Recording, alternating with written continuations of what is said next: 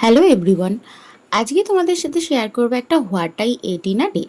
তো সকালটা শুরু করছি একটা অন্যরকম আইটেম দিয়ে, যেটা ব্রেড দিয়ে খুব স্পাইসি করে বানানো। তো এটার রেসিপি যদি তোমরা জানতে চাও তো কোনো একটা ভিডিওতে অবশ্যই আমি শেয়ার করব। তারপর যা গরম পড়েছে, খেয়ে নিলাম একটু ঠান্ডা ঠান্ডা শরবত। তারপর লাঞ্চে আজকে অনেক কিছু ছিল। প্রথমেই ছিল শাক ভাজা, তারপর ডাল, তারপর চিকেন কষা আর টমেটোমের চাটনি। তারপর খেয়ে উঠে খাচ্ছি একটু কুলের আচার।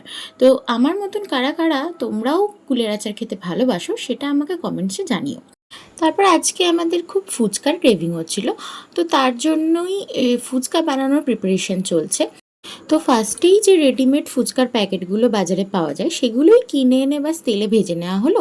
তারপর আলু মাখা আর টক জলটা বাড়িতেই বানানো। তারপর ফুচকাটা মধ্যে একটু আলু মাখা আর তারপর টক জল দিয়ে মুখে। তো এরকম দেখে কার কার জিভে জল চলে এলো সেটাও কিন্তু আমাকে কমেন্টসে জানিও। তারপর রাতের ডিনারে ছিল কুমড়োর ছক্কা আর পরোটা। তো আজকের ভিডিওটা এইটুকুনিটাই। দেখা হবে নেক্সট কোনো ভিডিও নেই, ততক্ষণের জন্য টাটা।